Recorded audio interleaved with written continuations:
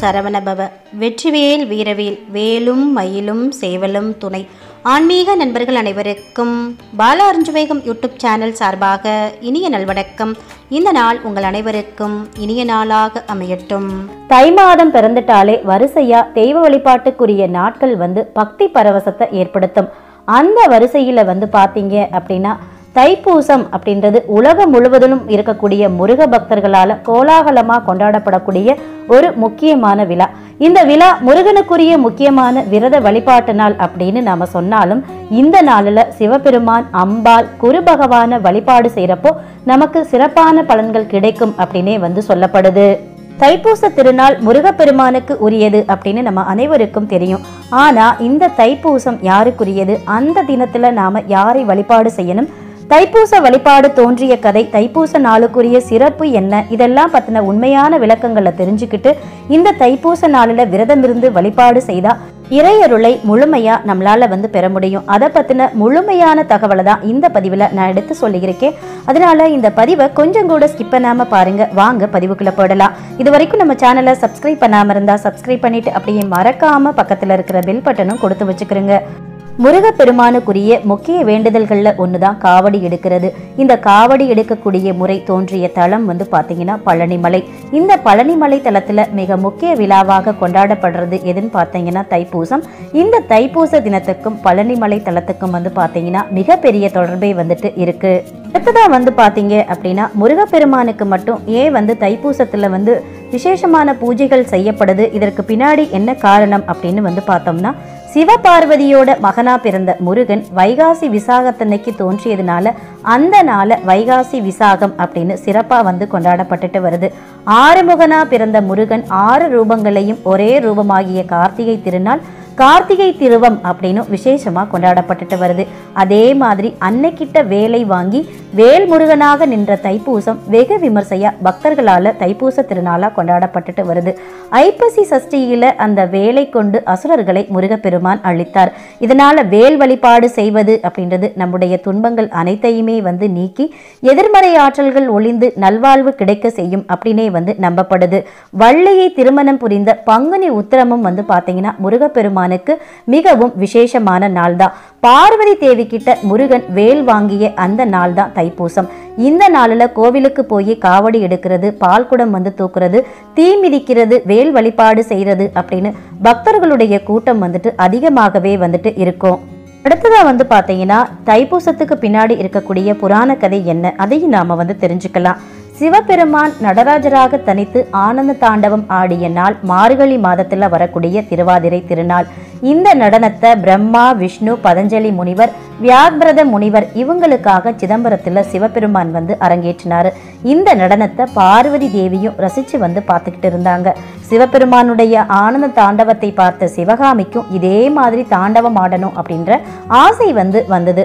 சிவபெருமானை போன்று பார்வதி தேவியோட நடனத்தையும் பார்க்கறதுக்கு பிரம்மா, விஷ்ணுவுக்கும் ஆர்வம் வந்தது. முனிவர்கள், தேவர்கள் இவங்களுடைய ஆசையையும் நிறைவேற்ற எண்ணிய அம்பிகை ஆனந்த தாண்டவம் நிகழ்த்திய நாள் இந்த தைப்பூச திருநாள்.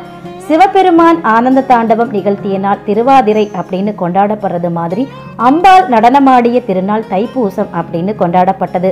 அதனாலதான் இந்த நாள் அம்பிகை வழிபாட்டுக்குரிய நாளா மாறுனுச்சு.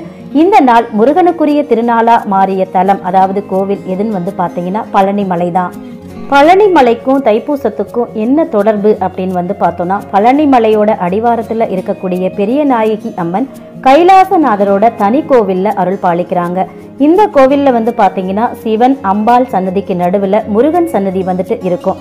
கோவிலோட பிரதான தெய்வமா பெரிய நாயகி அம்மனும் சிவன் இருந்தாலும் கூட பிரதான வாசல், அதனுடைய கொடிமரம் இது ரெண்டுமே பாத்தீங்கன்னா முருகனுடைய சன்னதிக்கு எதிரில தான் இருக்கும்.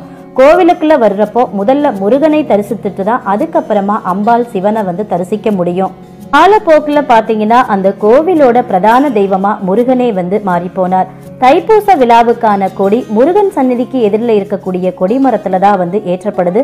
இதனாலதான் தைப்பூச விழாவுமே முருகப்பெருமானுக்கு உரிய விழாவாகவே மாறி போனது. இப்போதும் பார்த்தீங்கன்னா தைப்பூச விழா பெரியநாயகி அம்மன் கோவிலில் நடத்தப்படுது. இந்த தைப்பூச விழாவோட 7ஆம் நாளில் நடக்கக்கூடிய தேரோட்டம் வந்து பார்த்தீங்கன்னா இந்த கோவிலில் இருந்து தான் புறப்பட்டு வீதி உலா வரும் அப்படின்னு சொல்லப்படுது. இதே மாதிரி பழனிமலை கோவிலில் அமைந்திருக்கக்கூடிய தண்டாயுதபாணி சுவாமியும் அபிஷேக பிரியராகிய சிவனோட அம்சமாகவே வந்துட்டு இருக்காரு. இங்க முருகனுக்கு வந்து பார்த்தீங்கன்னா தினமும் 6 முறை அபிஷேகம் அலங்காரம் வந்து நடத்தப்படுது. அதே மாதிரி அசுரர்களை வதம் செய்யறதுக்காக பழனிமலை முருகனோட பராசக்தி சக்தி வேலை அளித்த நாள் இந்த தைப்பூச திருநாள் தான். சிவனுடைய அம்சமாகவும் சக்தியோட அம்சமாகவும் முருகப்பெருமானே இருக்கிறதுனால இந்த தைப்பூச திருநாள் முருகனுக்குரிய வழிபாட்டு நாளா மாறுச்சு அப்படின்னு சொல்லுது புராணங்கள். குன்றிருக்கும் இடமெல்லாம் குமரன் இருப்பான், கரம் கூப்பிய பக்தர்களை தேடி கந்தன் வருவான், யாமிருக்க பயமேன் என அபயம் காட்டும் கடவுள் முருகப்பெருமான். பொதுவாகவே தைப்பூசத்துக்கு அடுத்து வரக்கூடிய நாள் பௌர்ணமி. 27 நட்சத்திரங்கள்ல 8வது நட்சத்திரம் பூஷ நட்சத்திரம். இத புஷ்ய நட்சத்திரம் அப்படின்னு சொல்லுவாங்க. இது சனி பகவானுடைய நட்சத்திரம். ஆனா இந்த நட்சத்திரத்தோட அதிதேவதையா குரு பகவான் வந்துட்டு இருக்காரு. இதன் காரணமா அறிவு தெளிவு ஞானம் தரக்கூடிய நாளாகவும் தொட்டதெல்லாம் துலங்கும் நாளாகவும் தைப்பூச திருநாள் வந்துட்டு இருக்குது. சூரியனை நாராயணன் அப்படின்னு சொன்னா கூட ஜோதிடத்துல அவர் சிவனுடைய அம்சமா வந்து பார்க்கப்படுறாரு. சந்திரன் சக்தியோட அம்சமா வந்து பார்க்கப்படுது. பௌர்ணமி அப்படின்றது சூரியன் சந்திரன் ஒரே நேர்கோட்டில் வந்து நிற்கிறது தான். மகரம் எனும் புண்ணிய ராசியில் சூரியனும் தன் சொந்த வீட்டில் சந்திரனும் நிற்க தைப்பூச திருநாள் வந்துட்டு அமையுது. மகாவிஷ்ணு தன்னுடைய மார்பில் மகாலட்சுமியை வச்சிருக்கிறாரு. சிவபெருமானோ தன்னுடைய உடலின் ஒரு பாகத்தை உமையாளுக்கு கொடுத்திருக்கிறாரு. பிரம்மா தன் மனைவியான சரஸ்வதியை நாக்கிலே வைத்திருக்கிறாரு. முருகன் தன்னை வணங்கும் பக்தர்களை தன்னுடைய மனதில் வைத்திருக்கிறார் அப்படின்னு சொல்லுது புராணங்கள். முருகன் சோதித்து பார்ப்பார் அப்படின்னு சொல்லப்பட்டாலும் அவர் கூப்பிட்ட குரலுக்கு ஓடி வரக்கூடிய அன்பான தெய்வம். ஆண்டி கோலத்தில் நிற்கக்கூடிய முருகப்பெருமானுக்கு அன்னை பார்வதி தேவி வேல் வழங்கிய நன்னாள் தைப்பூசம். உலகம் தோன்றிய நாள் எனவும் உலகத்தில் முதலில் நீர் தோன்றிய நாள் எனவும் ஈசன் உமாதேவியுடன் ஆனந்த நடனம் ஆடி தரிசனமளித்த நாள் எனவும் தைப்பூச திருநாள் சொல்லப்படுது. முருகப்பெருமானின் அருளை பெறுவதற்கு தைப்பூச நாளில் ஆலயம் சென்று, அதாவது முருகனுடைய கோவிலுக்கு போய் நாம வழிபாடு செய்தாலே வந்து போதும். காவடி எடுத்தல் அலகு குத்தல் இந்த மாதிரியான வேண்டுதல் இருந்தா அதை வந்து நிறைவேற்றலாம். தீராத நோய் ஏற்பட்டு அவதிப்பட்டு இருக்கிறவங்க முருகனுக்கு பால் குடம் காவடி எடுக்க நோய் தீரும் அப்படின்றது வந்து ஐதீகம். பால் காவடி என்பதும் பால் குடம் என்பதும் ஒன்றுதான். மறக்காமல் தடைப்பட்டு வரும் திருமண பேச்சை தொடங்க இந்த பூச நாள் சிறந்தது அப்படின்றதுனால திருமண பேச்சை உடனே தொடங்கி முருகனின் அருளால் திருமண பாக்கியம் வந்து இந்த நாள்ல வந்து பெறலாம். எந்த காரியத்தையும் பூசத்துல வந்து செய்தா அல்லது தொடங்கினா அது பூர்த்தி ஆகும் அப்படின்னு வந்து சொல்லுவாங்க. அதனால திருமண தடை இருக்கிறவங்க பூச நட்சத்திரத்துல திருமண பேச்சை தொடங்கினா விரைவில் திருமணமாகும் அப்படின்றது வந்துட்டு ஐதீகம். பள்ளியில் சேர்க்காத குழந்தைகளை, அதாவது ஸ்கூல்ல சேர்க்காத சிறு குழந்தைகளுக்கு இந்த நாள்ல வீட்டிலேயே கல்வியை தொடங்க அந்த குழந்தை முருகனை போல அறிவார்ந்த குழந்தையாக இருக்கும் அப்படின்னு சொல்லப்படுது. உத்தராயண காலத்தோட தொடக்க மாதமான தை மாதம் வந்து பார்க்கப்படுது. அதாவது தேவர்களுடைய பகல் பொழுது தொடங்குவதா புராணங்கள்ல வந்து தெரிவிக்கப்பட்டிருக்கு. அடுத்ததா இந்த வருடம், அதாவது 2025ஆம் ஆண்டுக்கான தைப்பூசத்தோட சிறப்பு, தனி சிறப்பு என்ன அப்படின்னு வந்து பாத்தீங்கன்னா, இந்த வருடத்துக்கான தைப்பூசம் நமக்கு முருகப்பெருமானுக்குரிய செவ்வாய்க்கிழமையிலேயே வருவது மிகவும் வந்து சிறப்பு. முருகப்பெருமான் ஞான வடிவானவர். குரு பகவான் அவதரித்த நாளாகவும் தைப்பூசம் வந்து சொல்லப்படுது. 2025ஆம் ஆண்டோட தைப்பூச பெருவிழா பிப்ரவரி 11ஆம் தேதி செவ்வாய்க்கிழமை அன்று வருகிறது. செவ்வாய் பகவானுக்குரிய செவ்வாய்க்கிழமையிலும் குரு பகவான் அவதரித்த நாளிலும் தைப்பூச நாளிலும் இந்த நாள் வந்துட்டு வருவதனால இந்த வருடம் முழுவதுமே முருகனுடைய திருவருளை பெறுவதுடன் குருவருளை பெறுவதற்குரிய நாளாகவும் தைப்பூசம் வந்து அமைஞ்சிருக்கு. புதிதாக கல்வி தொடர்பான பணிகளை துவங்குறவங்க, தொழில் தொடர்பான ஆலோசனை பெறுறவங்க, திருமண வரம் பார்க்க துவங்குறவங்க இந்த நாளை வந்து பயன்படுத்திக்கலாம். அதே மாதிரி முருகப்பெருமான் செவ்வாய்க்குரிய அதிதேவதை அப்படின்றதுனால பூமி தொடர்பான விஷயங்களையும் இந்த நாளில் துவக்கினா அதில் வெற்றி பெற முடியும் அப்படின்னு வந்து சொல்லப்படுது.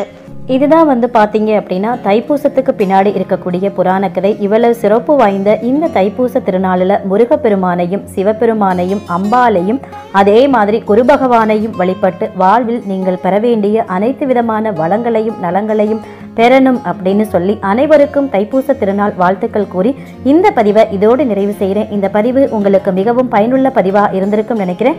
இந்த பதிவு பிடிச்சிருந்தா லைக் பண்ணி உங்கள் நண்பர்களுக்கும் ஃபேமிலி மெம்பர்ஸ்க்கும் ஷேர் பண்ணுங்கள். ஃபர்ஸ்ட் டைம் நம்ம சேனல் பார்த்தீங்கன்னா நம்ம சேனல் சப்ஸ்கிரைப் பண்ணிவிட்டு அப்படியே மறக்காமல் பக்கத்தில் இருக்கிற பெல் பட்டனும் கொடுத்து வச்சுக்கிறோங்க. இந்த பதிவை பத்தின கருத்துகளையும் கமெண்ட் செக்ஷன்ல சொல்லுங்க. அடுத்த ஒரு நல்ல பதிவில் சந்திப்போம். அதுவரை உங்களிடமிருந்து விடைபெறுவது உங்கள் பாலா. நன்றி, வணக்கம், வாழ்க வளமுடன்.